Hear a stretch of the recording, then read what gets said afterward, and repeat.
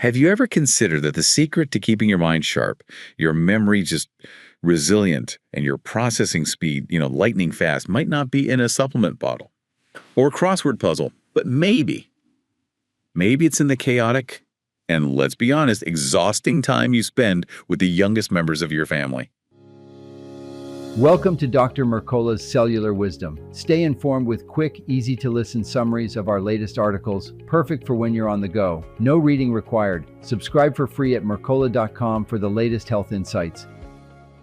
Hello and welcome to Dr. Mercola's Cellular Wisdom. It's great to be here for this. Today we are doing a deep dive into something called active grandparenting. We're going to be looking at how family dynamics, specifically the role grandparents play, connect to cognitive health. We're talking memory retention, mental speed, and I want to be clear, this isn't just about the warm fuzzy feelings. This is about measurable biological changes in the brain. But I have to ask, we usually associate kids with losing our minds, the noise, the mess. How can that possibly be a good thing for our brains? It does seem counterintuitive, doesn't it? We have this idea that to preserve the aging brain, we need quiet, we need rest. Right. I need to relax. Exactly. I've worked hard, now it's time to take it easy. But the analysis we're looking at today just flips that whole narrative. It suggests the brain doesn't really thrive on silence, it thrives on complexity. And frankly, there's not much that's more complex than a small child. Huh. You can say that again. The data points specifically to this active grandparenting as a major factor in boosting memory and mental speed, especially when you compare them to peers who don't have that kind of engagement. Okay, so let's set a baseline here because, I think a lot of people might be a little skeptical. We see aging as this sort of inevitable slide. Mm-hmm. You lose your keys, then a name, then the thread of a story.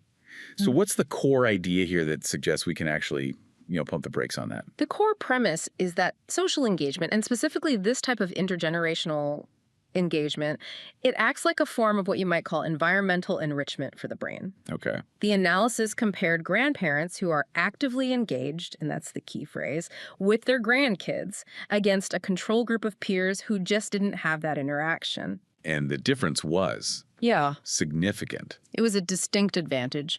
And we're not talking about just feeling happier. We're talking about performance on actual cognitive tests, tests for memory and for speed. I want to focus on that control group for a minute.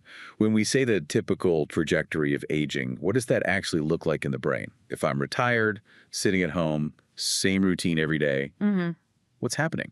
Well, without new stimulation, the brain starts to prune the neural pathways it thinks are unnecessary. It really is the use it or lose it principle. Oh, wow. If your daily life is highly predictable, same breakfast, same TV show, same conversations, your brain just shifts into autopilot. It's efficient, sure, but it's not growing. That lack of challenge can actually speed up the decline in what we call fluid intelligence. And that's what exactly? That's your ability to solve new problems, Yeah. to process information on the fly. That makes perfect sense. It's like muscle atrophy. If you stop lifting things, your muscles shrink. So you're basically saying a grandchild is like a heavy weight for your brain. That's a great way to put it. But it's more like a high-intensity interval training session than just one heavy lift. Okay, I like that even better. And the analysis points to two huge benefits from this workout. The first is stronger memory. Yes, let's start there. That's the big one. Yeah. The senior moment. It's a joke, but it's also, terrifying for a lot of people. So how does playing with a toddler fix that?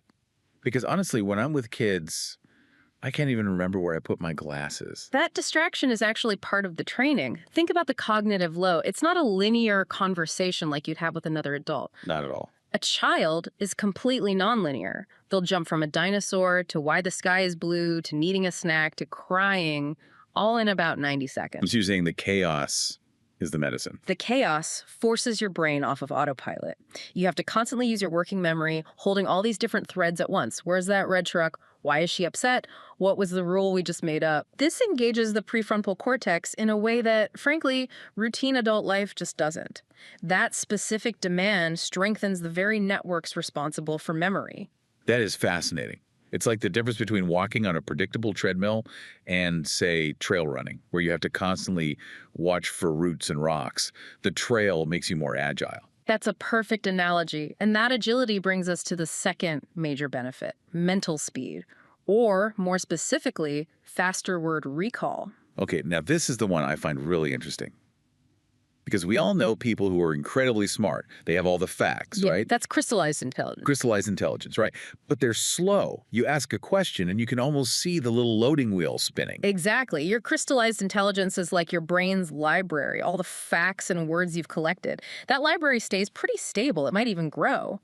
But processing speed, how fast the librarian could get the book for you, that usually starts to decline in our 30s or 40s. And active grandparents. Yeah. The librarians is faster. Much faster. They don't just know the word, they can produce it right now. Why, though? Is it just because kids are so impatient? That's a huge part of it, yes. Children operate at high velocity. They don't wait for you to formulate the perfect, grammatically correct sentence. If you pause, you've lost them. The moment is gone. The moment is gone. So to stay in the game, you're forced to speed up your own processing. You're pushing your neurons to fire faster, more efficiently. It's a demand-driven adaptation. That is. Wow.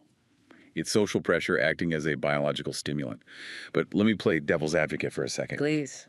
I know grandparents who, after a weekend with the grandkids, feel completely wiped out. Brain fog, just exhausted. Yeah. If this is so good for us, why does it feel like it's draining the battery? That's a really valid point, and we have to separate acute fatigue from chronic adaptation. I mean, when you go to the gym and lift weights, you leave feeling weak, right? Your muscles are tired. But that stress is the signal that tells your body to build back stronger. The cognitive workout of grandparenting seems to work the same way. Yes, it's tiring in the moment, but the key is the persistence of the benefit. So this was looked at long term. It's not just that I'm sharper while the kids are literally in the room with me. Correct. The analysis explicitly states this advantage persists as they age. And that right there is the big aha moment. Okay. It tells us we're not just seeing a temporary spike from adrenaline. We're likely seeing a structural or functional change in the brain that builds what's known as cognitive reserve. Cognitive reserve, I've heard that term. It's kind of like having a backup generator for your brain. Think of it more like a buffer. You could have two people with the same amount of physical aging in their brains, but the person with high cognitive reserve shows no symptoms. Their brain can find detours around any damage. And this kind of interaction builds those detours. It seems to build more synaptic connections, more alternate routes for information to travel. So even when the grandkids go home, your brain is still operating at that higher, more robust level. That is just incredibly empowering. It means you're not just babysitting. You're literally banking brain power for your own future. Precisely. You're investing in your own longevity. And this is why we have to come back to that word active. Right. The analysis was specific about active grandparenting, which implies there's a passive version that doesn't work. It doesn't seem to confer the same benefits, no. And passive isn't just about being in the same house, it's about the quality of the interaction. So passive would be like sitting in a chair while the kids are over there on a tablet. Exactly, the spectator grandparent. The spectator, I like that. If you're just a spectator, your brain isn't being challenged. You're not managing the chaos. You're not negotiating the rules of some made-up game. The benefits are tied to those who stay engaged. And engagement means friction sometimes. It means answering the 400th why question. It means getting down on the floor.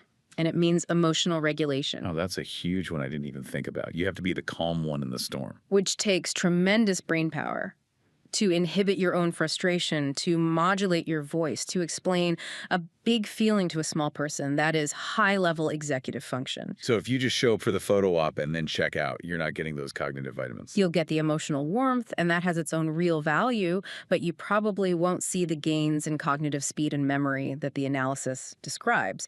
You have to do the work. Can we talk about the evolutionary angle here for a second? Yeah. It all feels very convenient. Helping the next generation helps you. Is that by design? It's a profound question, and many evolutionary biologists point to the grandmother hypothesis. The grandmother hypothesis. Yes. Humans are pretty unique in that we live for decades after our reproductive years end, and from a purely biological standpoint, that's expensive. The theory is that elders were critical for the survival of the group. They transferred knowledge and cared for the young, which freed up the parents to hunt and gather. So our brains are literally wired to light up? when we feel useful to the tribe. That's the implication. When you're actively grandparenting, you're sending a signal to your own biology that says, I am essential, I'm needed. And that signal might trigger repair mechanisms throughout the body, including in the brain. And the opposite of that signal is isolation. Isolation and a lack of purpose, which are two of the fastest ways to accelerate decline. It's heavy, but it's also really beautiful. It reframes the whole thing. It's not just I'm helping out. It's I am fulfilling a deep biological role. And in doing so, you preserve yourself. It's a truly symbiotic relationship. So, okay, let's synthesize this for everyone listening. We've covered a lot. The core idea is that active engagement with grandkids is linked to Stronger stronger memory, and faster word recall, better mental speed.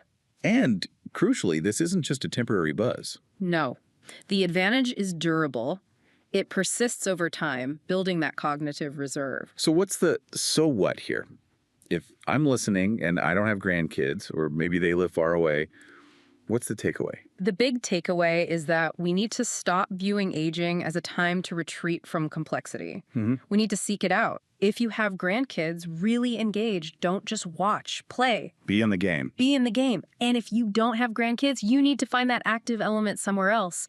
Volunteer with young people. Learn a new, complex skill. Find social interactions that are fast and unpredictable. So don't just do the crossword puzzle in silence. Exactly. The crossword is static. A child is dynamic. Find the dynamic in your life. It really challenges that whole modern idea of retirement as, sitting on a beach doing nothing. That might be the worst thing for our brains. For the brain, nothing is a signal to begin shutting down.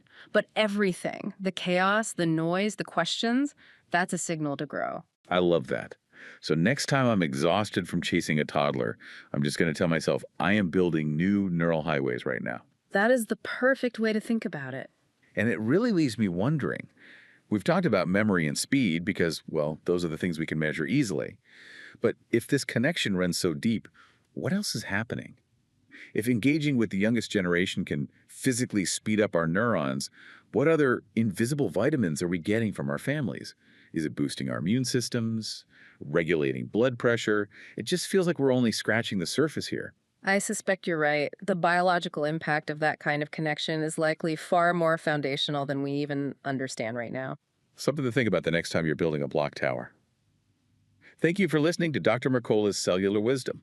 See you in the next episode. Looking for trusted health wisdom you can hold in your hands? Discover the life-changing books of Dr. Mercola at joyhousepublishing.com. These titles bring decades of natural health research into practical steps for better energy, stronger immunity, and clearer thinking. Take charge of your health with guidance rooted in science and experience. Visit joyhousepublishing.com now and claim your bonuses while they are available. Thanks for watching. Subscribe now and click the notification bell so you never miss an update. See you in the next video.